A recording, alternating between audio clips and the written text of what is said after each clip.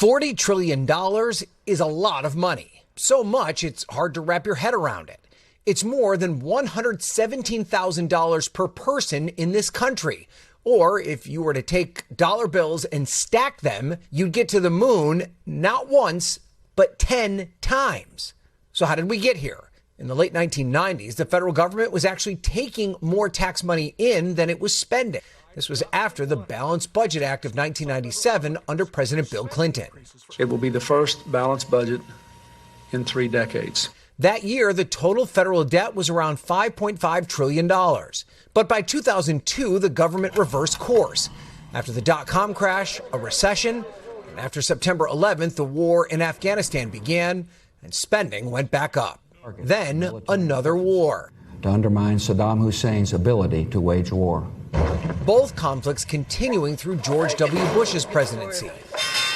And at the end of his second term, the financial crisis. President Obama took office with the country hemorrhaging jobs. Unemployment eventually reached 10%, and he signed a massive stimulus package into law. Many economists thought it wasn't enough as the country crawled out of the Great Recession. But the federal deficit as a percent of the total economy had reached almost 10% in 2009, the highest since World War II, prompting a political movement and a renewed debate over government spending. By the end of Obama's second term, the yearly budget deficit fell back to 1980s levels. But overall, the debt kept rising. That's when a businessman known for his big buildings, but also for bankrupting some of his companies, ran for president. In 2016, Donald Trump said that he would eliminate the federal debt in 8 years. And I am the king of debt. I do love debt. President Trump couldn't stop the train. Entitlement programs like Social Security and Medicare continue to grow, and an aging population is only expected to make it worse. Plus, his first-term signature domestic policy of tax cuts didn't help balance the budget either. Then, COVID. The House voting to more than triple direct stimulus payments to $2,000.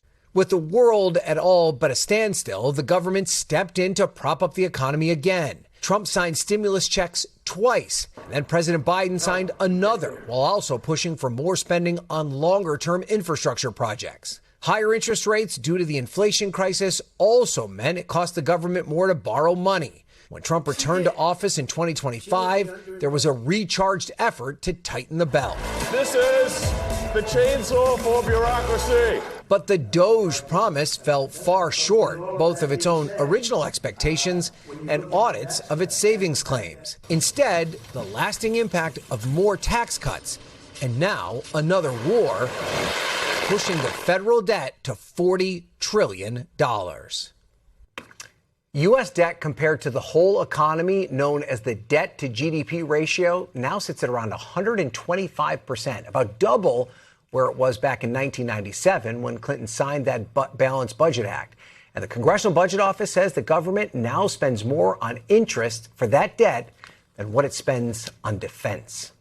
We thank you for watching. And remember, stay updated on breaking news and top stories on the NBC News app or watch live on our YouTube channel.